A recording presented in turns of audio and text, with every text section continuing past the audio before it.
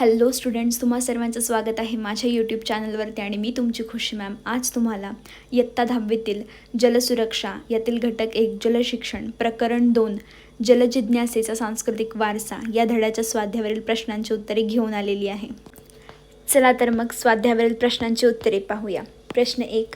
मानवी उत्क्रांती आणि पंचतत्वे यांचा संबंध स्पष्ट करा. उत्तर.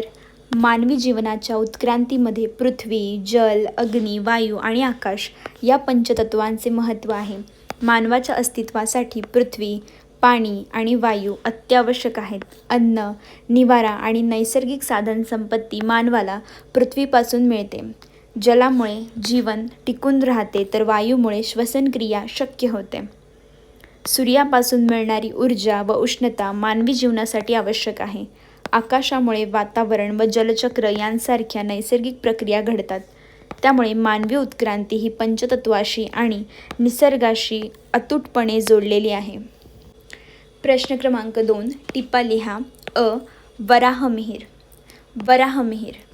वराहमिहीर हे प्राचीन भारतातील भूगर्भ जलाचा अभ्यास करणारे विद्वान होते. त्यांनी सुमारे 1500 वर्षापूर्वी आपल्या बृहत्संहिता या ग्रंथात पाण्याविषयी 4 अध्याय लिहिले. त्यांनी मातीचा पोत, वनस्पती आणि विविध प्राणी यांच्या वर्तनाचा भूगर्भातील पाण्याशी असलेला संबंध स्पष्ट केला. वृक्षाजवळील वारूळ, बेडूक, मासे, साप, कासव इत्यादींच्या निरीक्षणावरून जमिनीखालील पाण्याचा अंदाज घेण्याची माहिती त्यांनी दिली. महाराष्ट्र व मध्य प्रदेशातील काळ्या पाषाणाच्या बेसॉल्ट प्रदेशासाठी त्यांच्या अभ्यासाचे विशेष महत्त्व आहे. ब. पाराशार मुनी. पाराशार मुनी हे प्राचीन भारतातील जलविषयक ज्ञान असलेले विद्वान होते. त्यांनी भूगर्भातील पाण्याचा शोध घेण्यासंबंधी महत्त्वपूर्ण माहिती दिली. जमिनीचा पोत, वनस्पती आणि परिसरातील नैसर्गिक खुणा यांच्या आधारे पाण्याचे अस्तित्व ओळखता येते असे त्यांनी सांगितले. त्यांच्या ज्ञानातून प्राचीन काळातही पाण्याचे संवर्धन व व्यवस्थापन यांना महत्त्व दिले जात असल्याचे दिसून येते. त्यामुळे भारतीय जलव्यवस्थापनाच्या पारंपरिक ज्ञानामध्ये पाराशार मुनींचे योगदान महत्त्वाचे मानले जाते. प्रश्न 3. प्राचीन तलाव संस्कृतीबद्दल माहिती द्या. उत्तर.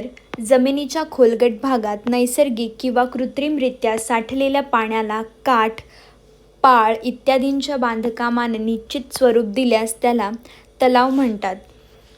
तलाव हे आकाराने सरोवरापेक्षा लहान व विहिरीपेक्षा मोठे असतात.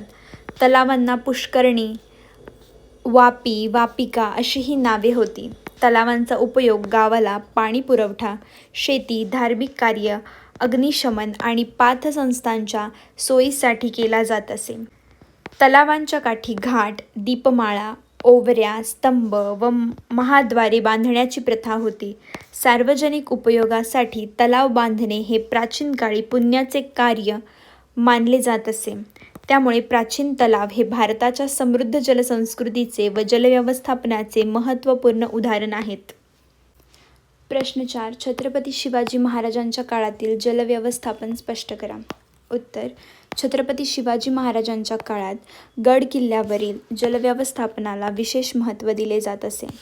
गड बांधताना सर्वप्रथम पाण्याची उपलब्धता पाहिली जात असे. गडांवर पावसाचे पाणी साठवण्यासाठी तळी, टाकी आणि तलाव बांधले जात.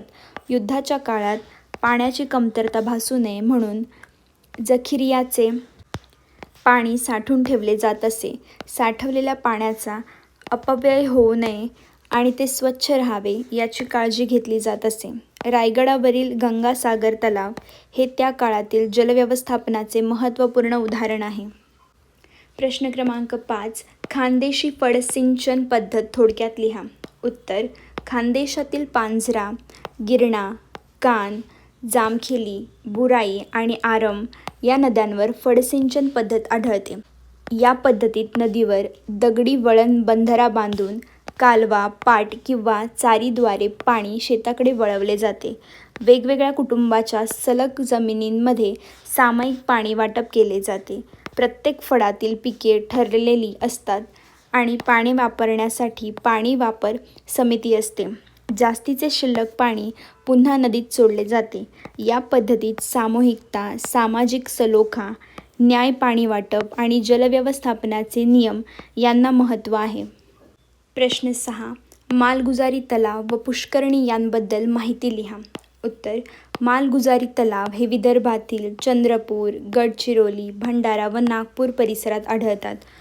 गौंडराजाच्या काळात कोहली जमातीच्या लोकांनी स्वतःचा पैसा व श्रम वापरून हे तलाव बांधले.